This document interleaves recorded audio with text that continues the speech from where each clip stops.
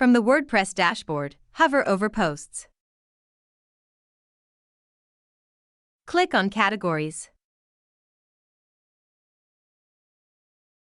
You're now on the category screen. Type in the name of your category. The slug of the category is the lowercase name of the category. If you want to customize it, type it in the slug box. You may leave it blank if desired, and WordPress will create it manually. You can also create a description of the category that you created.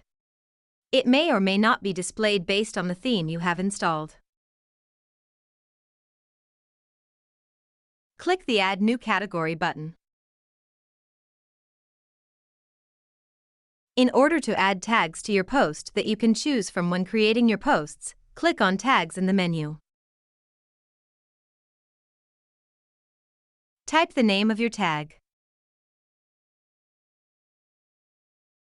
Type in a tag description if desired.